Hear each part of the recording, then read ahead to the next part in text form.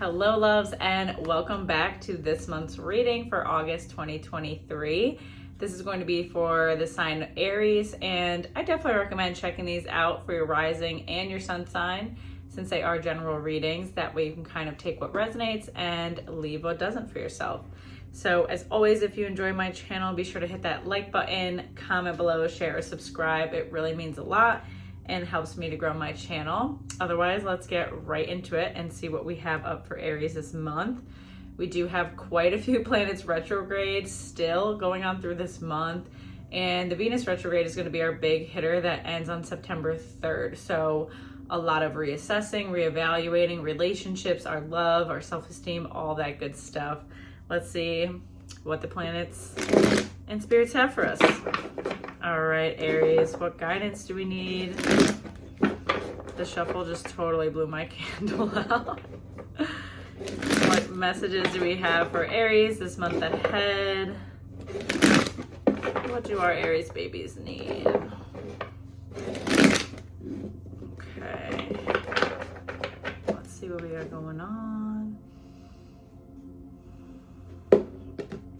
All right, Aries, first up we have 7, deception and envy. All right, interesting. I'm gonna pull a couple with that. Another 7, choose wisely. 14, patience. And then 3, partnerships and alliances. All right, so with the 7, deception and envy, this doesn't feel like necessarily a new dynamic in your life. I feel like this is someone who's been around you for quite some time. There are definitely a lot of people in your life that have tried to hold you back in some sense because of this envy that they've had for you, or, you know, it's their own insecurity. So somebody holding you back, wanting you to be on their level, yet you, Aries, just keep leveling up and almost using that as like fuel to the fire. So some of this jealousy is going to kind of come your way this month, or you're going to recognize it more obviously than ever that, yeah, this person is putting on a good front or a positive front, that they have my best interest in mind, but clearly there's a bit of bitterness there, there's a bit of envy there, and at the end of the day, it really has more to do with them than you. So it's going to be disappointing, but try not to let that get you down, Aries, because you just keep soaring up and making vast improvements in your life. You also have a lot of big changes coming forward, so try not to get distracted by how other people perceive you, feel about you, or want to impose their shit on you, right? They want to just kind of attach. It's less personal than it feels. I think it feels very personal because, like I said, this is someone you've had a connection with for quite some time, but in reality, like, this person and how they navigate the world and how they act, they would kind of put this on anybody. They would impose this on anybody. So it's less about you and more about, it was just convenient to, you know, project it onto you. Then you have 7, choose wisely, and 14, patience. So I want to speak on these at the same time. I feel that a lot of you are considering a big move and big life change, and there's kind of this need from spirit that I'm hearing to not have like complete secrecy with it, but really keep this discussion and these conversations in your very close-knit circle. That, again, with the deception and envy, not everyone has your best interest in mind, or would like to project their issues onto you during this, which is just going to cause you more stress and more cloudiness when making a choice.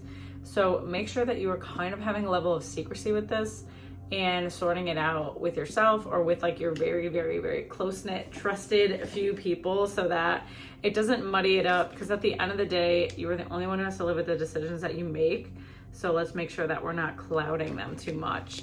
Then 14, patience, planting a seed and giving it time to grow. So once you kind of get a little more clear on the path that you want to move forward on, you know, just having patience to let it pan out. I feel like you've in the past rushed through things or had such an urgency when it comes to your life goals, and you've pushed and pushed and pushed forward, which isn't necessarily bad to have that momentum forward, but I feel like this big transition and change is going to be different for you because you're going to be flowing with the energy when you have it, instead of this like forceful, attached, like draining push, right? You don't want to drain yourself making something happen, forcing something to happen. Like, you have to wait for the energy to be there and then you propel forward. Just know that things are going to work out. So it's like letting go of any worries, the need to control the situation, and letting it unfold for you and having trust in that.